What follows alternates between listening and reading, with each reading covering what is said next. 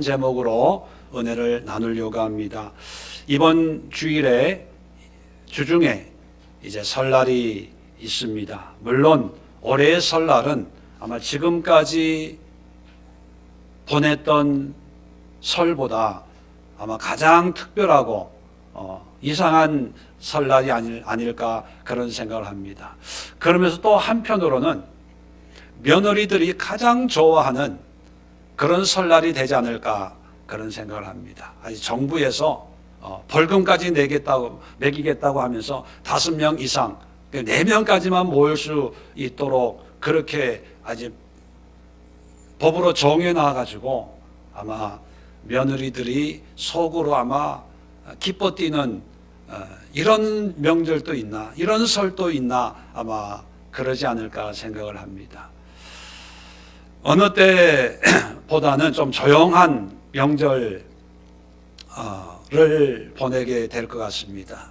그런데 이런 명절이 되면 우리 믿는 사람들이 여러 가지 어려움을 당할 때가 있습니다. 믿지 않는 불신의 가족이나 불신 친지들과 이렇게 모일 때 우리가 가지고 있는 신앙의 가치관과 그들이 가지고 있는 어떤 삶의 전통의 가치관이 충돌해서 참 많은 고민에 빠질 때가 있습니다. 그래서 오늘 이런 문제들을 한번 물론 익히 알고 있는 내용이지만 한번 정리하고 다시 우리의 마음에 하나님의 말씀으로 확증을 해서 이런저런 갈등 속에 혼동과 헷갈리거나 또 미혹되지 않는 그런 은혜를 다시 한번 확인해 보는 시간을 가지려고 합니다. 오늘 성경의 주된 내용은 우상 앞에 제사 지낸 그 제물을 먹어야 되나 말아야 되나 하는 이런 문제로 인해서 바울이 고린도 교인들에게 8장, 9장, 10장 한 문제를 가지고 3장에 걸쳐서 자세하게 설명을 해주고 있습니다. 왜냐하면 고린도 교인들에게 가장 어려운 헷갈리는 일 중에 하나가 바로 우상의 제물을 먹어야 되냐 말아야 되냐 하는 거예요. 여러분도 아시다시피 로마 사회는 다신교 사회입니다. 거리마다 골목마다 도시마다 각각 섬기는 신이 있고 또 신전이 있고 그 신들의 제사장들이 있습니다. 날마다 이 신들에게 짐승으로 제물을 드리는데 그런데 이 제물들이 일부는 그 사제들이 먹고 소비를 하지만 일부는 시장으로 흘러들어서 일반인들에게 이제 판매가 되고 있는 그런 상황입니다. 그런데 다른 종교를 믿는 사람들은 아무 꺼리낌 없이 먹을 수 있는데 하나님을 믿는 그리스도인들에게는 우상 앞에 제사 지낸 제물은 불결한 것으로 여겨지기 때문에 이걸 먹어야 되나 말아야 되나. 또 시장에 가면 이 고기가 우상의 제물로 드려졌던 고기인지 아니면 그렇지 않은 고기인지 표시가 없으니까 교인들이 마트에 갈 때마다 갈등을 하는 거예요. 그래서 교회에 오면 두 부류의 사람들이 늘 충돌을 합니다. 어떤 사람들은 야 그냥 먹어. 뭐 그런 거 언제 다 신경을 써. 대충 그냥 먹고 예배 열심히 드리고 하나님 예수님 잘 믿으면 되지 뭐. 그런 사람들이 있고 또 한쪽에서는 아니야 우리는 하나님의 거룩한 택함 받은 백성이고 하나님의 거룩한 신부이기 때문에 우리가 보고 듣고 먹는 것까지 조심해서 구별된 삶을 살아야 돼. 그래서 우상의 제물로 드려진 그런 고기들은 우리는 먹어서는 안 돼. 뭐 이런 사람들이 자꾸 싸우는 거예요. 이런 이슈들이 바울의 귀에도 들어가게 됩니다. 그래서 이 문제를 해결해 주기 위해서 바울은 8장, 9장, 10장, 3장을 할애해서 여기에 대한 설명을 합니다. 그래서 설교 마치고 집에 돌아가셔서 8장부터 10장까지 찬찬히 이 성경을 한번 음미해 보십시오. 아마 분명히 깨닫고 또 정리가 되고, 이 말씀이 이런 의미를 가지고 있구나, 우리가 깨달을 수가 있습니다.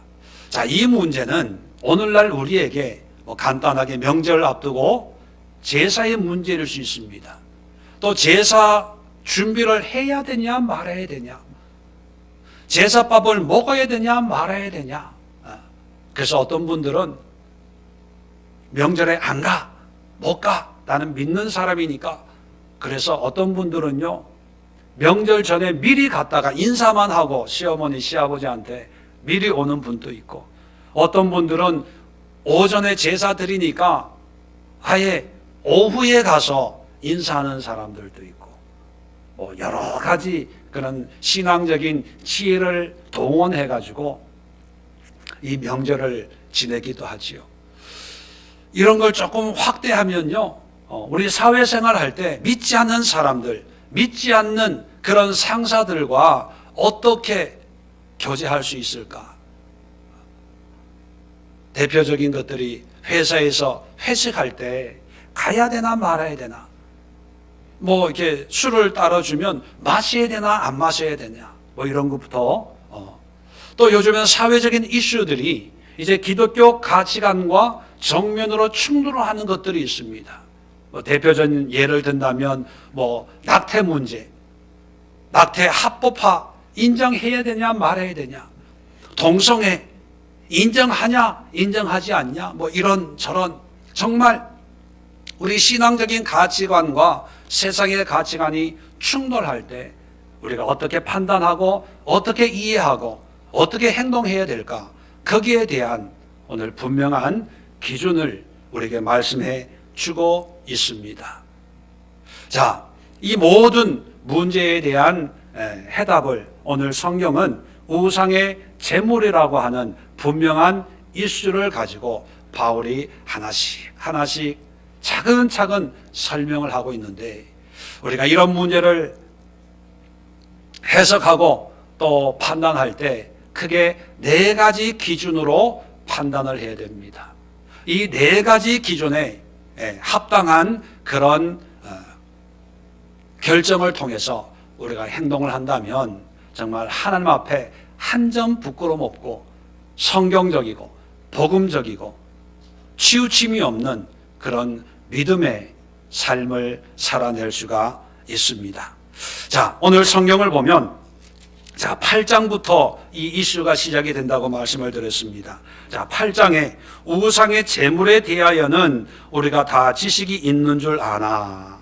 지식은 교만하게 하며 사랑은 덕을 세우나니, 만일 누구든지 무엇을 아는 줄로 생각하면 아직도 마땅히 알 것을 알지 못하는 것이요. 무슨 얘기냐면 우상의 제물에 대한 지식이 우리에게 있다는 것. 여기서 우리라고 하는 것은 믿는 사람들입니다. 우리 교인들에게 신앙의 지식이 있어요. 이 지식은 가장 기본적으로 먹으면 안 돼라고 하는 지식입니다. 그래서 어떤 교리적이고 율법적인 사람들은 하면 안 돼, 그게 하나님의 뜻이야, 이렇게 얘기를 하는데, 그런데 2절에 누구든지 무엇을 아는 줄로 생각하면 내가 이런 지식이 있고 하나님이 이런 하나님이야 라고 그렇게 단언적으로 얘기하면 아직 마땅히 알 것을 알지 못하는 그런 사람이다. 좀 우리가 알고 있는 지식이 완전한 지식이 아니라는 것을 은연중에 이제 얘기하고 있는 겁니다. 이제 서술적으로 이제 풀어가는 거죠. 그러면 사람들이 의아하겠죠. 지금까지 배운 건 뭐였지? 주일 학교 때부터 제사 드리면 안 되고 술 마시면 안 되고 도박하면 안 된다고 들었는데, 그 지식이 다 온전한 지식이 아닐 수 있네, 이런 이제 생각을 갖게 합니다. 자세한 건 나중에 말씀드리겠지만 10장에 오면 10장 23절에 오면 이렇게 얘기합니다. 모든 것이 가하나 모든 것이 유익한 것은 아니요, 모든 것이 가하나 모든 것이 덕을 세우는 것은 아니니. 내 생각이 다 옳은 것도 아니고 내 판단이 다 정확한 건 아니구나라는 그런 생각을 하게 합니다. 그러면 어떻게 해야 되는 거야? 먹어야 되는 거야? 말아야 되는 거야? 이런 이제 결론을 요구하게 되겠죠. 자, 여기에 대해서 31절에 보세요. 그런즉 너희가 먹든지 마시든지 무엇을 하든지 다 하나님의 영광을 위하여 하라. 중요한 것은 하나님의 영광을 위해서 하는 결정이 되어야 된다는 거예요.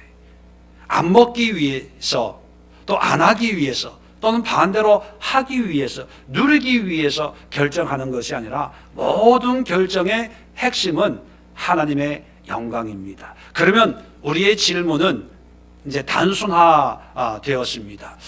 먹어야 되냐 말아야 되냐, 해야 되냐 하지 말아야 되냐, 가야 되냐 안 가야 되냐, 가면 오전에 가냐 아니면 오후에 가냐, 뭐 이런 문제가 아니라 무엇이 하나님의 영광이냐, 이 질문들이, 의문들이 이제 단순화되는 거예요. 어떻게 하는 것이 하나님의 영광을 드러내는 일일까? 자, 하나님의 영광을 위해서 이제 바울은 설명을 하는데 네 가지 단계가 있다고 말씀을 드렸습니다. 하나님의 영광을 위한 네 가지 단계인데, 첫 번째 단계는요, 믿음의 순종입니다. 이것은 뭐냐면 하나님의 말씀대로 순종하면 된다는 거예요. 우상숭배 하지 말라 그러면 우상숭배 안 하면 돼요. 자, 10장 14절 보면 아주 간단하게 얘기합니다. 그런즉 내 사랑하는 자들아 우상숭배하는 일을 피하라. 피할 수 있으면 피하면 돼요. 피하면 갈등이 안 일어나요. 그런데 갈등이 일어나는 이유는 뭡니까? 피할 수 없기 때문이에요. 그냥 믿음으로 안 먹으면 되는데, 그런데 상황이 먹으라고 권하는 사람이 있기 때문에 이걸 먹어야 되나 말아야 되나 그러는 거예요. 시댁에서 너희들은 교회 다니니까 명절에 안 와도 돼 이러면 괜찮아요. 믿음으로 안 가면 돼요. 그런데 명절 전화 와가지고 얘야 몇 시에 올래? 뭐 이러면 야, 이거 가야 되나 말아야 되나 갈등이 생기게 되죠. 그래서 첫 번째 단계는요, 그냥 믿음에 순종하면 돼요. 하라면, 하나님이 하라면 하고, 하나님이 하지 말라면 안 하면 돼요. 자, 8장 4절로 6절을 보면 우상의 재물을 먹는 일에 대하여는 우리가 우상은 세상에 아무것도 아니며 또한 하나님은 한 분밖에 없는 줄 아노라. 비록 하늘에나 땅에나 신이라 불리는 자가 있어 많은 신과 많은 주가 있으나 그러나 우리에게는 한 하나님 곧 아버지가 계시니 만물이 그에게서 났고 우리도 그를 위하여 있고 또한 한 주 예수 그리스도께서 계시니 만물이 그로 말미암고 우리도 그로 말미암아 있느니라. 그러니까 뭐예요? 제사는, 귀신은, 우상은, 신은 있어요 없어요? 없어요. 오직 참신은 하나님 한 분밖에 없고 예배의 대상, 제사의 대상은 하나님밖에 없고 다른 건 다 가짜 거짓이다. 그렇게 믿고 그렇게 살면 돼요. 그럼 갈등할 게 없는 거예요. 이해되시면 아멘 합시다. 10장 19절로 20절 한번 볼까요? 그런데 내가 무엇을 말하느냐? 우상의 제물은 무엇이며 우상은 무엇이냐? 20절입니다. 무릇 이방인이 제사하는 것은 이방인들이에요. 이방인들, 믿는 사람이 제사하는 게 아니고 이방인이 제사하는 건 귀신에게 하는 것이요 하나님께 제사하는 것이 아니니 나는 너희가 귀신과 교제하는 자가 되기를 원하지 아니하노라. 뭐냐면 신은 없는데 이 마귀가 우리를 미혹해가지고 하나님을 예비하지 못하도록 우상을 만들어 놓고 엉뚱한 거에 절하게 예비하게 귀신이 그렇게 부추긴다는 거예요. 그러니까 우리가 믿음의 사람이기 때문에 하나님의 말씀을 알고 있는 이상 우리는 그 말씀에 순종해서 안 해. 뭐하러 해? 단호하게 그렇게 얘기하면 되는 거예요. 갈등할 게 없어요. 자, 그런데 1단계는 뭐 간단합니다. 우리가 믿음의 고백과 선포와 순종에 대해서는 많이 훈련을 하고 또 기도하고 있으니까 문제는 1단계로 끝나지 않을 때가 문제예요. 그럴 때 2단계는 믿음의 자유함입니다. 이것은 뭐냐면 우상도 가짜예요. 신도 없어요. 그죠? 귀신이 미혹해서 제사하라고 하는 거기 때문에, 자, 그렇다면 없는 신에게 제사한 그 음식은 먹어야 돼요? 말아야 돼요? 먹을 수 있는 거예요. 귀신이 먹은 음식이 아니고 그냥 사람들이 몰라서 미혹이 돼가지고 그냥 속아가지고 제사한 거니까 그 음식은 아무것도 아니라는 거예요. 다시 8장으로 볼까요? 죄송합니다. 자, 8절 보세요. 음식은 우리를 하나님 앞에 내세우지 못하나니 우리가 먹지 않는다고 해서 더 못 사는 것도 아니고 먹는다고 해서 더 잘 사는 것도 아니라는 거예요. 그러니까 먹든 안 먹든 이게 중요한 게 아니라는 것을 얘기하고 있어요. 자, 9장에 오면 바울이 자기의 직분에, 사도의 직분에 대해서 얘기하는데, 사도로서 모든 것을 누릴 수 있는 자유와 권리가 있음을 얘기합니다. 3절 보면 9장 3절, 나를 비판하는 자들에게 변명할 것이 이것이니 우리가 먹고 마실 권리가 없겠느냐? 권리가 있다는 거예요. 5절에 우리가 다른 사도들과 주의 형제들과 게바와 같이 믿음에 자매된 아내를 데리고 다닐 권리가 없겠느냐? 아내 데리고 다닐 권리, 자유함이 있어요. 7절에 누가 자기 비용으로 군 복무를 하겠냐? 누가 돈 내면서 군대 복무를 해. 월급 받고 공무하지. 그러니까 자기도 후원을 받을 권리가 있다는 거예요. 누가 7절 계속해 누가 포도를 심고 그 열매를 먹지 않겠느냐? 열매를 먹을 권리가 있다는 거예요. 계속해서 12절, 다른 이들도 너희에게 이런 권리를 가졌거든 하물며 우리일까 보냐. 우리도 권리가 있다는 거예요. 이런 걸 누릴 자유함이 있다는 거예요. 여러분 4절부터 12절까지 12번이나 물어봐요. 뭐일까 보냐? 인 줄 아냐? 아냐. 그 얘기는 뭐예요? 우리도 그런 자유함이, 권리가 충분히 있다. 자, 10장도 한번 봅시다. 10장 25절. 무릇 시장에서 파는 것은 양심을 위하여 묻지 말고 먹으라. 아무거나 다 먹으라는 거예요. 왜냐하면 26절에 이는 땅과 거기에 충만한 것이 주의 것임이라. 하나님의 것이기 때문에 마음껏 먹을 수 있는 자유가 있어요. 왜요? 우상은 없어요. 귀신은 없어요. 모든 것이 하나님이 주신 거예요. 하나님이 주신 거기 때문에 우리는 그것을 누릴 수 있는 자유함과 권리가 있어요. 그러니까 먹어야 되나 말아야 되나 고민할 필요가 없어요. 그런데 여러분 조심해야 될 게 뭐냐면 이런 권리와 자유함은 무한대로 우리가 하고 싶은 대로 다 할 수 있는 어떤 특권의 의미가 아니라 하나님이 주신 자유는요, 하나님의 권위 안에서 누리는 자유함이에요. 세상 사람들은 자유 그러면 의미적으로 누구에게도 구속되지 않는 그런 자유를 자유라고 합니다. 그런데 여러분, 그런 자유는 진정한 자유가 아니에요. 그런 자유를 누린다면 아마 좋다라고 하는 순간부터 그 다음에 뭐가 생기냐 하면 두려움이 생겨요. 공포가 찾아옵니다. 어린아이를 상상하면 하나님의 자유가 쉽게 떠오를 수 있어요. 어린아이가 바닷가에 놀아요. 마음대로 뛰고 장난치고 뭐 해요. 그런데 만약에 이 아이가 무한대의 자유를 누린다면 어떻게 되겠어요? 사고가 나겠지요. 잃어버리겠지요. 반대로 이 아이가 참 자유, 기쁨, 행복을 누릴 수 있는 유일한 조건은 뭡니까? 어머니의 시야 속에 있을 때예요.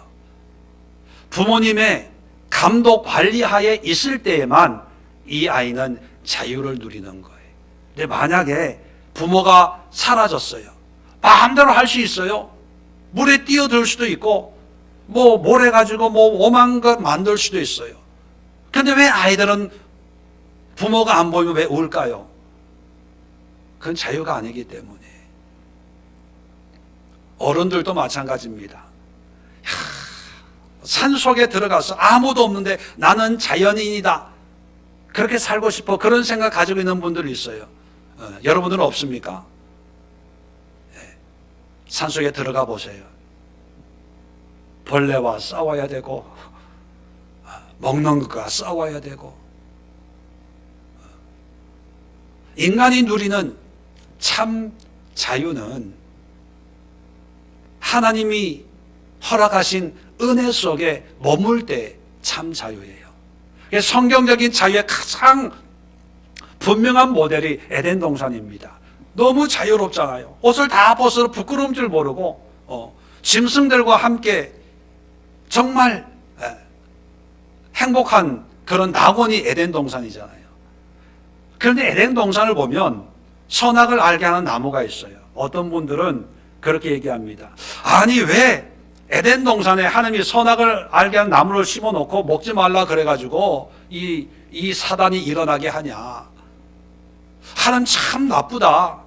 하나님이 그 나무를 심어 놔가지고 이런 문제가 생겼는데 그 나무 안 심어 놨으면 이렇게 힘들게 살지 않고 지금 옷가게 하시는 분들에 다 망했겠지만 에덴 동산에서 그냥 영원히 그렇게 행복하게 살 수 있지 않았겠냐, 그렇게 이야기하는 분들도 있어요. 논리적으로는 그게 맞겠지만 여러분, 선악을 알게 하는 나무, 우리가 일명 선악과라고 그러죠. 선악을 알게 하는 나무를 심어놓은 이유가 우리로 하여금 진정한 자유를 누리게 하기 위함이에요. 선악 나무는요, 세 가지 의미가 있어요. 첫 번째는요, 하나님의 주권에 순종하는 거예요. 주권에. 다 할 수 있어. 그러면 하나님이 필요가 없어요. 자기가 왕이 되는 거예요, 거기서. 그런데 다른 건 다 할 수 있지만 이것만은 먹어서는 안 돼. 그렇게 말한 분이 누구예요? 하나님이거든요. 내가 다 할 수 있지만 이런 권리를 나에게 주신 하나님이 계시구나. 하나님이 하지 말라는 것은 하지 말아야 되는구나. 하나님의 주권, 어린 아이의 자유함이 어머니의 손길이나 시야 속에 있을 때 이게 진정한 행복과 기쁨이 되는 것처럼 다스리시는 하나님이 계신 것을 알 때 우리는 안전함과 평화를 누릴 수가 있어요. 그 상징이 선악을 알게 하는 나무입니다. 두 번째는요, 이 선악나무는 우리로 하여금 자발적으로 순종하게 하는 거예요. 하나님이 기계적으로 프로그램을 우리 뇌 속에 집어넣어 가지고 생명나무 열매는 너무 맛있게 먹고 선악과는 아예 쳐다도 안 보게 그렇게 우리를 프로그램한 게 아니라 우리가 의지적으로 선택적으로 하나님의 뜻에 순종해서 보암직하고 먹음직하고 탐스럽게 보이지만 나는 하나님의 말씀을 지키기 위해서 난 안 먹어 라고 하는 자발적인 순종을 통해서 내가 누리는 자유의 의미가 더 귀하다는 것을 깨닫도록 하기 위한 그런 장치가 선악입니다. 그렇게 보면 하나님은 참 인격적인 하나님이 로봇 조종하듯이 우리를 조종하는 것이 아니라 우리에게 선택의 여지를 주어서 네가 판단해서 이건 먹지 마. 참 인격적인 하나님이라고 생각합니다. 세 번째, 이 선악과 나무는요, 우리의 행동에 대한 책임을 질 수 있도록 우리에게 말씀해 주고 있는 하나님의 도구입니다. 먹으면 정령 죽으리라. 그 행동에 대한 책임을 우리가 져야 된다는 거예요. 지금 또 그 책임을 지고 있죠. 그러면 이 책임이라고 하는 것은 뭐예요? 하나님의 말씀에 어긋나게 행동한 그 대가가 내가 감당해야 된다는 거예요. 자, 그러면 타락하기 전에는 이 선악나무를 보면서 하나님을 의식하고 하나님의 말씀을 되새기면서 하나님 앞에 정말 어린아이처럼 기뻐 뛰노는 그런 자유함을 누렸습니다. 그래 타락한 뒤부터는 그런 자유함이 없고 수고해야 되고 죽이고 싶은 그런 감정이 생기고 빼앗고 탐욕, 우리가 가지고 있는 그런 죄악들이 이제 만들어지면서 진정한 자유를 잃어버리고 말았지요. 그래서 예수님이 이 땅에 오셔서 자유에 대해서 아주 분명한 말씀을 합니다. 진리가 너희를 자유케 하리라. 진정한 자유는요, 진리 안에서 이루어져요. 이 진리가 뭡니까? 바로 예수님이 내가 길이요 진리요 생명이니라. 예수님 안에서, 다시 말하면 하나님 안에서 누리는 자유가 진정한 자유입니다. 그래서 뭐든지 먹을 수 있고 마실 수 있고 할 수 있어요. 그런데 그것이 나의 원함이나 나의 기쁨이나 나의 쾌락을 위해서 사용하는 것이 아니라 하나님 말씀 안에서, 믿음 안에서, 성령의 감동 안에서 그런 자유를 누릴 수 있어야 됩니다. 뭐 극단적인 예지만 이해를 돕기 위해서, 만약에 하나님의 감동이 야 소주 한 잔 마셔, 이슬 한 잔 마셔, 그런 감동이 있다면 마시세요. 물론 그런 감동이 있을지는 모르겠지만, 그런데 그런 감동을 어떤 나의 행동에 대한 정당성을 갖추기 위한 핑계나 이유라면 그것은 죄가 되는 거예요. 성령의 인도하심 가운데 가족의 평화를 위해서 제사 같이 드리라, 그런 감동이 있다면 제사 드리세요. 그것은 우상 앞에 제사하는 것도 아니에요. 왜? 귀신은 없는 거니까. 그냥 병풍에다가 절하는 거예요. 그런데 그것이 하나님의 뜻 안에서 이루어지는 나의 자유함이 아니라 내 체면 때문에, 뭐 다른 사람의 눈치 때문에, 뭐 때문에, 너 어떤 것 때문에 그런 거라면 아예 절하지 마세요. 우리에게는 믿음 안에 자유함이 있어요. 그래서 이 자유함은 마음껏 우리가 모든 걸 할 수 있는 그런 자유가 아니라 전제 조건이 있죠. 하나님의 뜻 안에, 믿음 안에서. 자, 하나님의 뜻 안에서 우리의 자유가 절제돼야 되고 금지돼야 되고 또 중단될 때가 있다는 것입니다. 이것을 바울은 세 번째 단계로 믿음의 양심이라고 우리에게 소개해주고 있어요. 8장 7절에 보면, 자, 이렇게 음식을 먹는데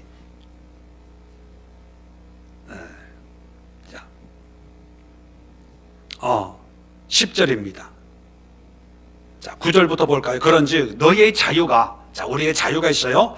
믿음이 약한 자들에게 걸려 넘어지게 되는 것이 되지 않도록 조심하라. 지식 있는 내가 우상의 집에 앉아 먹는 것을 누구든지 보면 그 믿음이 약한 자들의 양심이 담력을 얻어 우상의 제물을 먹게 되지 않겠느냐, 이렇게 얘기해요. 여기 보면 양심이라는 게 나옵니다.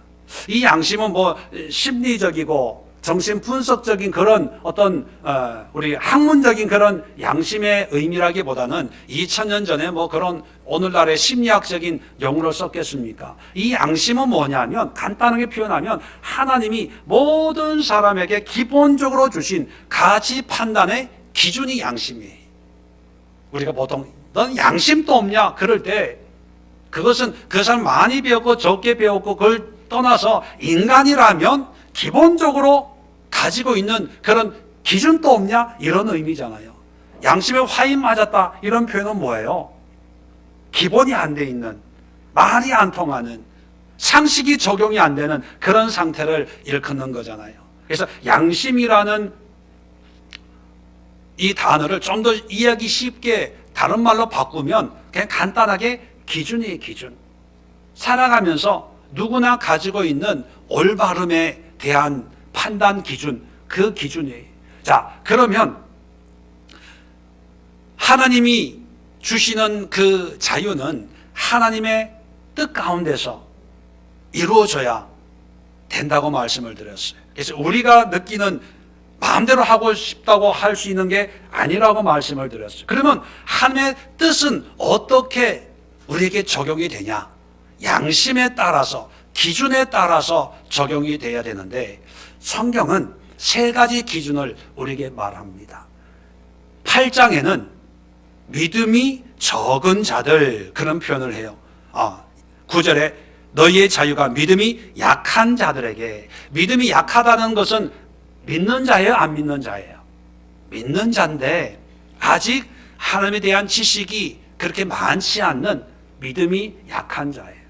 이 믿음이 약한 자의 양심, 그 기준이 흔들리지 않도록 해야 된다는 거예요.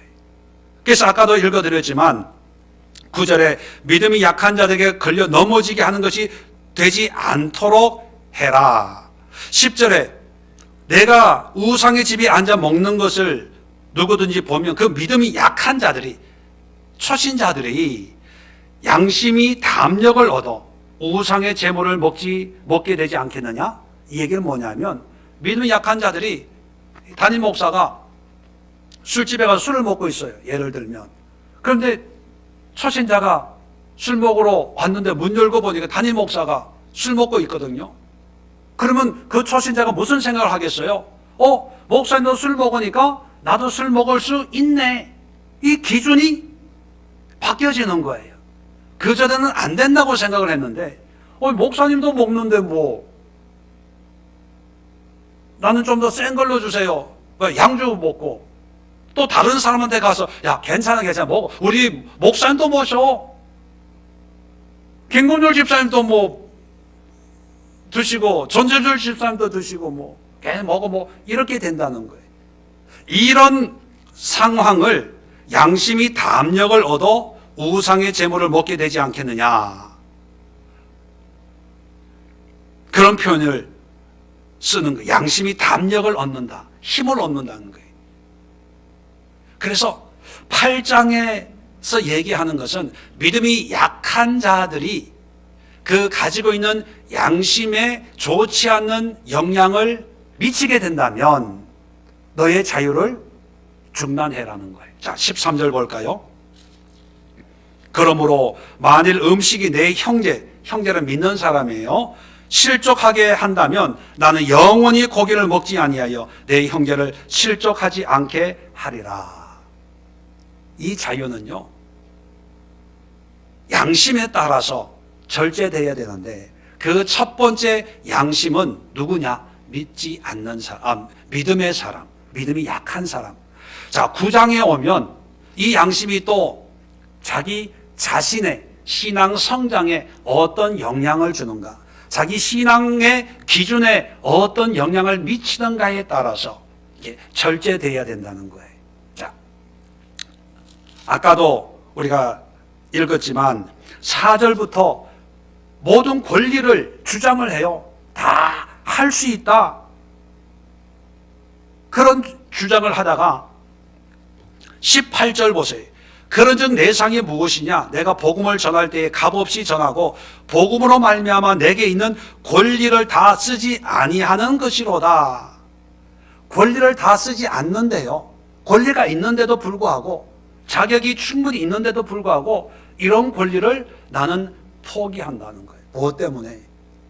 내가 하나님의 복음을 더 열심히 전하기 위해서. 내가 하나님의 사명을 감당하는데 내가 누릴 수 있는 거지만, 그런데 이것을 나는 안 누려. 이게 우리의 자유함을 사용하는 두 번째 원리입니다. 세 번째는 10장에 있어요. 10장에 믿지 않는 사람들, 오늘 본문의 27절 봅시다. 예를 들어서 얘기하는 거예요. 불신자 중 누가 너희를 청할 때에 너희가 가고자 하거든 어쩔 수 없어서 불신자 집에 방문을 이제 하게 되면 너희 앞에 차려놓은 것은 무엇이든지 양심을 위하여 묻지 말고 먹으라는 거예요. 그 음식이 뭐 제사상이든지 아니면 그렇지 않든지 초대받았으면 가서 그냥 먹으라는 거예요. 왜요? 모든 것이 하나님이 주신 거니까. 우상은 아무것도 아니니까. 그런데 28절에 누가 너희에게 이것이 재물이라 말하거든 알게 한 자와 그 양심을 위하여 먹지 말라. 그런데 누가 그러는 거예요? 목사님, 이거 우상 앞에 제사 지낸 제사밥이에요. 그러면 먹지 말라는 거예요. 왜요? 나는 괜찮아요. 나는 자유해요. 그런데 불신자들이 내가 먹는 걸 보면 다른 데 가서 그럴 거 아니에요. 목사님들도 그렇게 잘 먹던데? 그런 거 보면 예수 믿는 사람들도 그냥 다 먹나 봐. 그렇게 전할 거 아닙니까? 그러다가 다른 교회 다니는 사람들 만나면 그럴 거예요. 아니야, 괜찮아. 예수의 교회 담임 목사님도 우리 집에 신방 왔는데 그때 주니까 잘 먹던데 뭐. 맥주 주니까 뭐 소주 없어요. 왜요? 소맥 해 먹으려고. 뭐 그러던데 뭐. 이러는, 그러니까 그들이 가지고 있는 양심, 신앙의 기준, 믿음의 기준, 그리스도인이라고 하는 기준이 무너지는 거예요. 그럴 때는 먹지 말라는 거예요. 자, 그래서 우리의 자유가 절제되어야 될 것은 세 가지 양심을 늘 생각하라는 거예요. 이 세 가지 양심은 뭡니까? 내 양심이 아니고 오늘 성경에 재미있는 표현을 합니다. 24절에 보면 누구든지 자기의 유익을 구하지 말고 남의 유익을 구하라. 29절에 내가 말한 양심은 너희 것이 아니요 남의 것이니. 다른 사람의 양심이에요. 자, 그래서 우리가 뭔가 행동을 할 때 세 가지의 관점에서 판단을 하고 해야 될지 말아야 될지 결정을 해야 됩니다. 첫 번째는요, 믿는 사람, 믿음이 약한 사람이 볼 때 혹시 오해하지 않을까? 믿음이 약한 사람이 신앙생활 하는데 이렇게 해도 되네, 저렇게 해도 되네 라고 하는 것이 건강한 신앙으로 세우는 그런 결과가 나오지 않을 때는 하지 말라는 거예요. 두 번째는 내 신앙생활에, 나의 영성생활에 도움이 된다면 하고 도움이 되지 않는다면 금하라는 거예요. 세 번째는 뭐예요? 불신자들이 볼 때 잘못된 신앙에 대한 지식을 가질 수 있는, 그들의 기준이 흔들릴 수 있는 그런 것이라면 그만두라는 거예요. 뭐 가장 비근한 예로 술 먹는 걸 예를 하나 들어봅시다. 음주 문제, 담배 흡연 문제도 마찬가지지만, 자, 술 먹어도 돼요, 안 돼요? 예, 돼요. 다 하나님의 것이에요. 우리는 자유가 있습니다. 그런데 이 자유를 믿음 안에서 써야 되거든요. 하나님의 권위 안에서. 그러면 하나님의 권위 안에서 이 자유를 사용하기 위해서, 술을 먹기 위해서는 세 가지를 판단해야 됩니다. 첫 번째, 믿음이 약한 자가 나를 볼 때 그들에게 좋은, 쉽게 말하면 은혜가 되는 그런 행동인지, 은혜가 되는 행동이라면 마시라는 거예요. 그런데 은혜가 되지 않는 거라면 나는 영원히 술을 마시지 않겠다. 두 번째, 나의 신앙에 이 술 한 잔이 유익이 되냐 안 되냐예요. 어떤 목사님은 건강을 위해서 반주처럼 마시는 분도 있다고 들었습니다. 자기가 유익하면 마실 수 있는 거죠. 그런데 믿음이 약한 자가 와서 그걸 보고 목사님도 반주로 건강을 위해서 마시니까 나도 양주를 컵에 따라 놓고 건강을 위해서 하루에 한 병씩 마시고 있습니다. 이렇게 되면은 끊으라는 거예요. 세 번째는 뭐예요? 불신자들이 볼 때 이게 바른 신앙적인 이해를 줄 수 없는 거라면 끊으라는 거예요. 야, 내가 봤는데 뭐 목사도 마시고 장로도 마시고 다 마셔. 괜찮아. 그들의 기준이 이미 우리가 잘못된 어떤 신앙생활을 보여준 사람들에 의해서 그 기준이, 그 양심이 허물어진 현상들이거든요. 그래서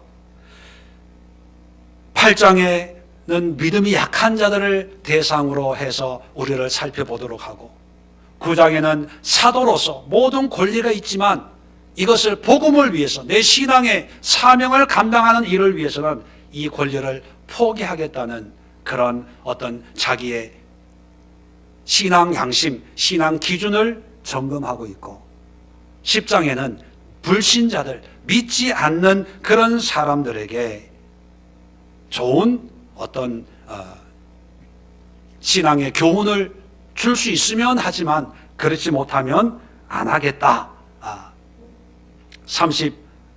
오늘 본문 33절에 나와 같이 모든 일에 모든 사람을 기쁘게 하여 자신의 유익을 구하지 아니하고, 우리의 만족, 우리의 기쁨을 구하지 아니하고 많은 사람의 유익을 구하여, 다른 사람의 유익,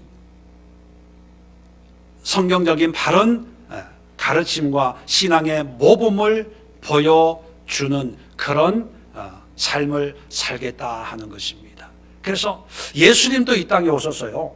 예수님도 3년 반의 짧은 공생애를 살았지만 그 삶이 바로 이 네 가지, 이 세 가지 단계를 다 거쳤다고 저는 봅니다. 첫 번째 단계는 순종의 단계. 철저하게 하나님의 뜻에 순종하셨잖아요. 그 다음에 두 번째 믿음의 자유 단계.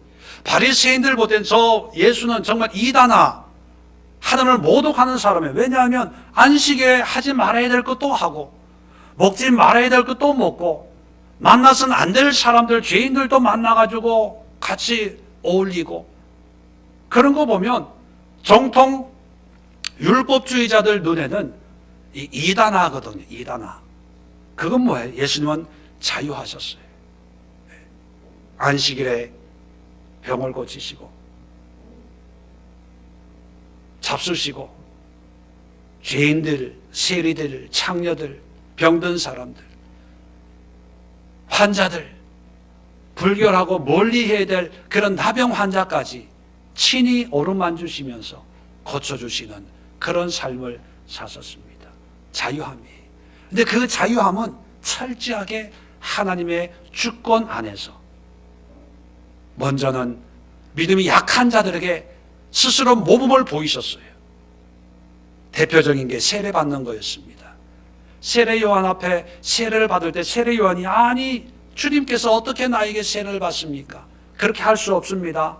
그랬을 때 예수님이 뭐라 그러셨어요? 이제는 허락해라. 이 모든 것을 통해 의를 이루기 위함이라. 그 의가 뭡니까? 모범이 되는 거예요. 마지막 만찬에 친히 수건을 두르시고 무릎을 꿇고 제자들의 발을 씻기셨어요. 이건 당시에 스승과 제자 사이에는 일어날 수 없는 그런 일이거든요. 제자들이 말렸어요. 그럴 때 예수님이 뭐라고 그러셨습니까? 아니다. 이렇게 하는 것이 내가 모범을 보여주는 것이다. 너희도 서로의 발을 씻어줘야 된다. 모범을 보였었어요. 믿음이 약한 자에게 좋은 모습을 보이도록. 여러분, 우리 신앙생활하는 우리 기존에 있는 그리스도인들이 많은 분들이 자기 맛의 신앙생활을 해요. 봉사하고 싶을 때 봉사하고, 기도하고 싶을 때 기도하고, 예배 드리고 싶을 때 예배 드리고.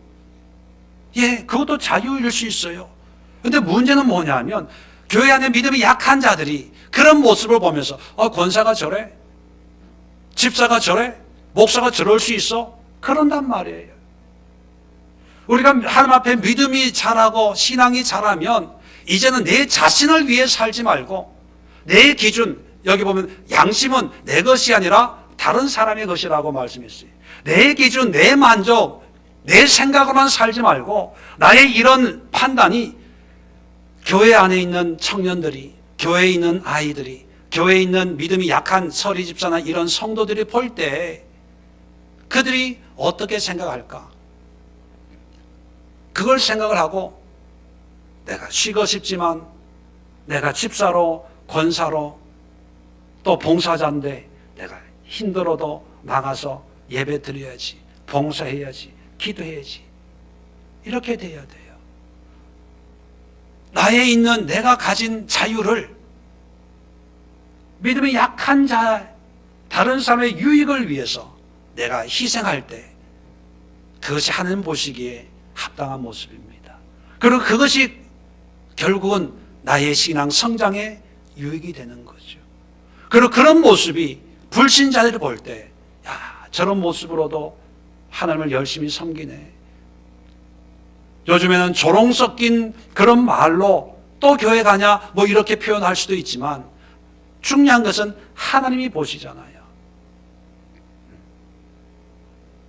우리가 기준을 우리 자신, 내 생각에만 두지 마시고 어떤 결정을 할 때요, 세 가지 기준에서 결정할 때 그것이 바로 하나님이 기뻐하시는, 그리고 바른 신앙의 모습이고 복음적인 모습이고 성령의 인도함을 받는 모습이라는 것을 기억할 수 있기를 바랍니다. 마지막으로 네 번째가 뭐냐 하면 구원입니다. 이런 모든 수고를 하는 근극적인 목적이 뭐예요? 내 만족을 위해서도 아니고 사람들에게 나의 이미지를 좋게 하기 위해서도 아니고 모든 목적은 하나입니다. 구원하기 위해서, 구원을 위해서. 네. 자, 또 8장을 열어보면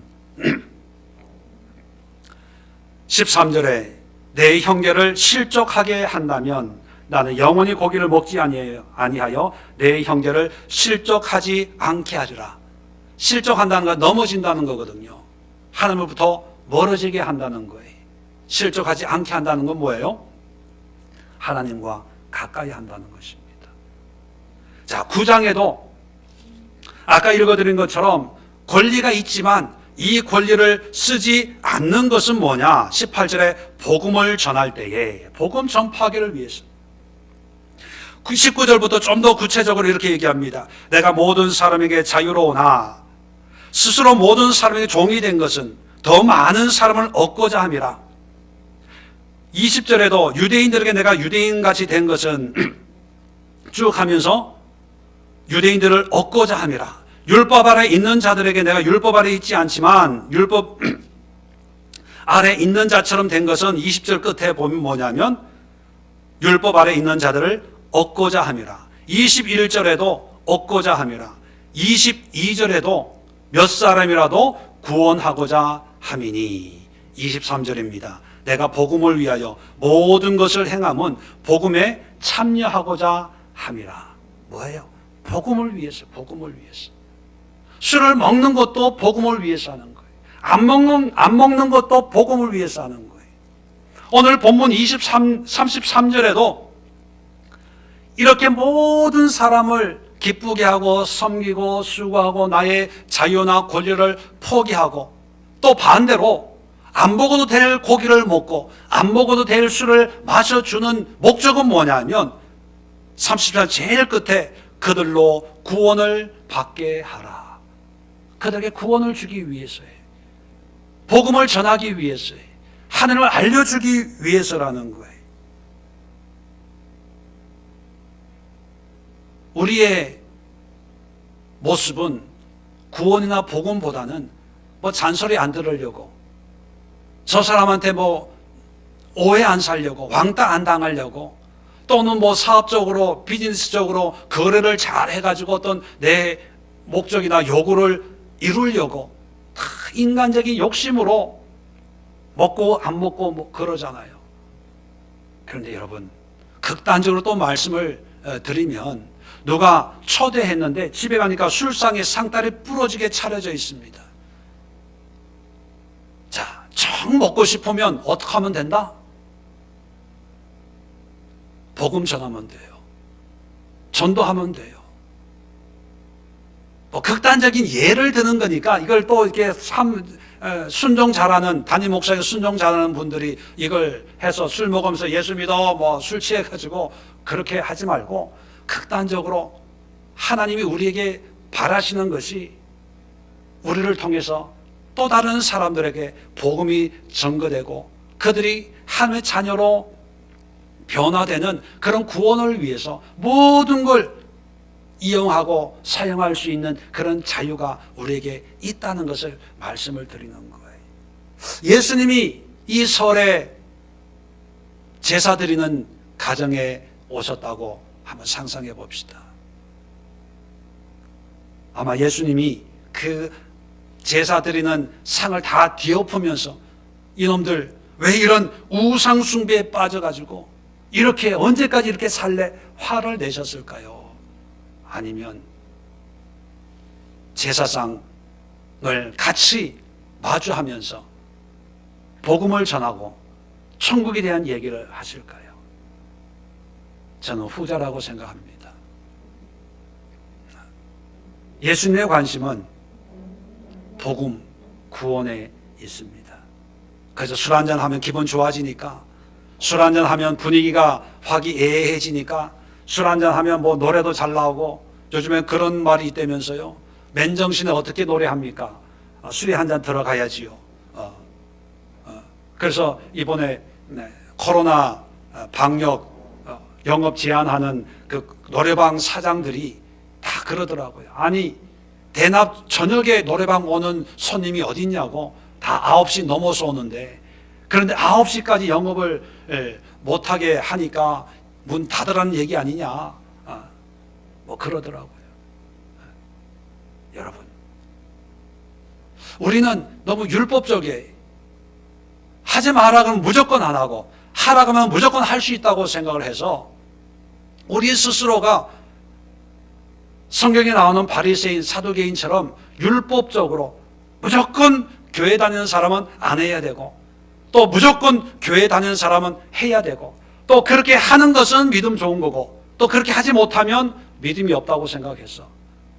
연초가 되면 직분을 맡길 때 어떤 분들은 목사님 아직도 술도 정리를 못했고요, 담배도 정리를 못했고요, 뭐 이런 분들을 보면 참 양심적이에요, 그나마.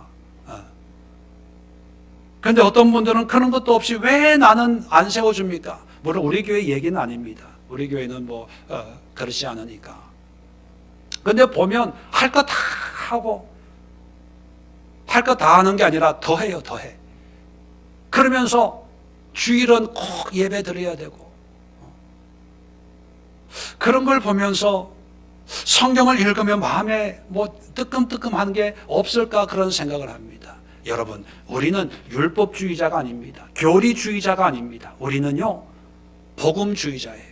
또 복음주의자 중에서도 우리는 예수주의자예요. 예수주의자. 예수님만을 믿고 따르는, 그 예수님이 가르쳐 주신 성경의 말씀을 우리는 보고 듣고 배워서 그 말씀대로 실천하는 사람입니다.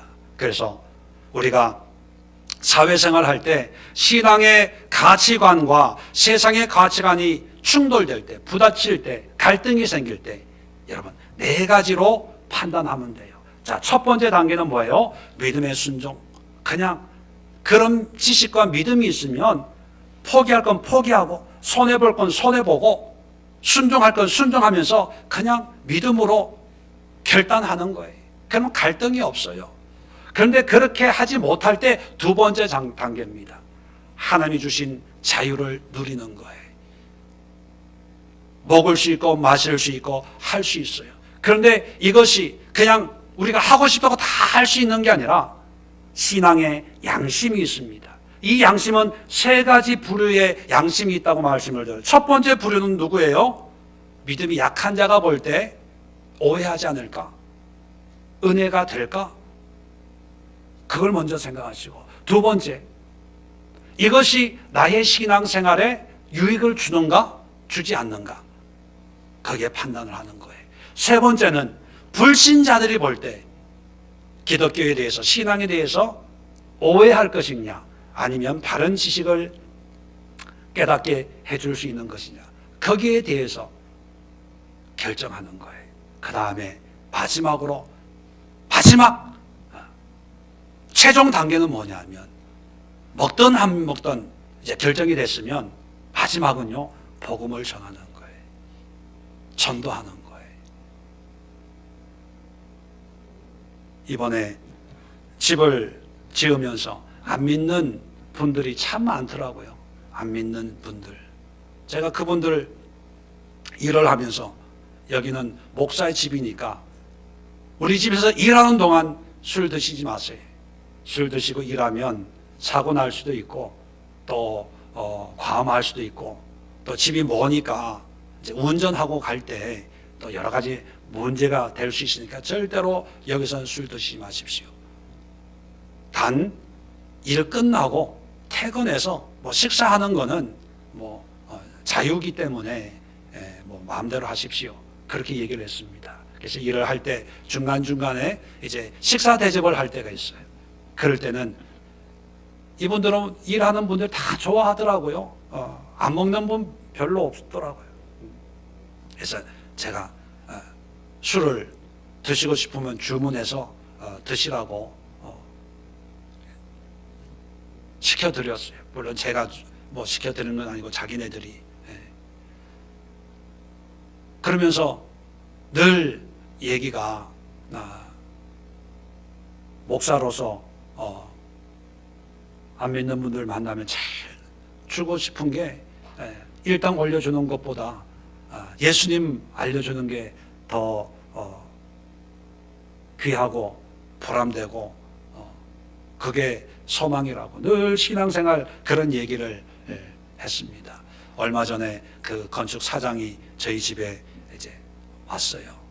신년이 되고 처음 왔는데 제가 그런 얘기를 했습니다. 사장님, 집을 지어준 인연도 있고 해서 제 부탁을 드리는데 나를 봐서라도 교회 좀 나가보세요. 머리가 이 사업적으로 막 돈 주고 받고 뭐 이런 게 많잖아요. 사업 공사하다 보면 전화가 뭐 쉴 새 없이 오는 거예요. 그러니까 그런 힘든 것을 하나님이 지혜를 주셔야 술술 풀리지.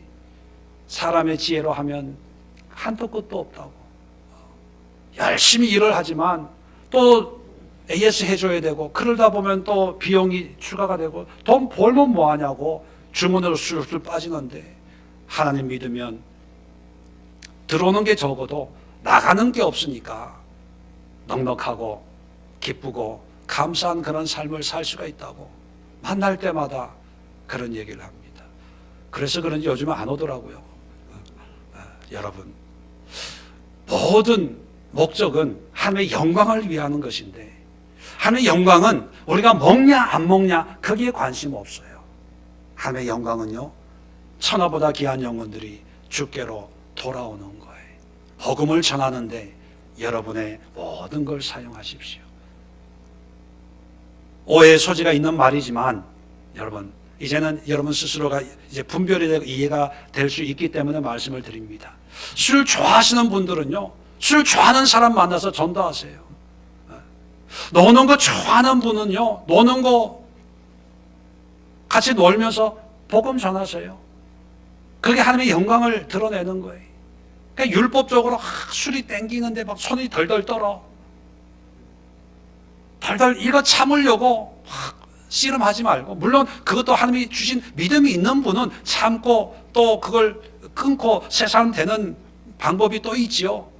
그런데 그걸 바꾸려고 하기 전에 그런 모습까지도 하나님 앞에 드리면 그것을 통해서 영혼 구원을 하고 복음을 전하면 자기도 변화되게 돼요. 내가 바꿔서 누군가 뭔가 하려고 하지 말고 있는 모습 그대로 하나님 물질 주세요. 가난해서 주의를 할 수가 없어요. 여러분, 가난한 그대로 그 모습 그대로 복음을 전하세요. 하나님 건강 주세요. 내가 아파서 아무것도 못해요. 여러분, 너무 크게 하려고 많이 하려고 하지 말고 몸이 아픈 그대로 복음을 전하세요. 전도하세요. 구원을 시키세요. 그러면 하나님이 평생 아프게 해도 감사가 있고 기쁨이 있고, 아니면 또 하나님이 건강을 주셔서 더 큰 일을 할 수가 있고, 하나님의 영광을 위해서 우리 모든 것을 결정하고 헌신할 수 있는 그런 우리 믿음 생활 이번 설이 될 수 있기를 주의 이름으로 부탁을 드립니다. 기도하겠습니다. 좋으신 하나님, 은혜와 사랑을 감사합니다. 우리에게 충만한 자유를 주시고 그 자유를 통해서 하나님의 영광을 드러내는 그런 삶을 허락해 주신 이 은혜를 날마다 마음에 새기고 이제는 우리 자신을 위해 사는 것이 아니라 다른 사람들, 믿음이 약한 사람들, 불신자들, 그리고 하나님의 영광을 위해서 생명의 복음을 전파하며 우리의 이 모습 이대로를 주님 앞에 드려서 하나님의 기쁨이 되는 그런 삶의 주인공이 되는 우리 예수의 모든 성도들 되게 하여 주옵소서. 이제는 우리 주 예수 그리스도의 은혜와 하나님 아버지의 놀라운 사랑하심과 성령의 교통하심이 함께 예배하는 모든 믿음의 권속들 위해 저들의 가정과 일터와 이 사회와 이 나라 위에 그리고 모든 선교지 위에 북녘 땅 위에 영원까지 함께 하옵시기를 간절히 축원드리옵나이다. 아멘.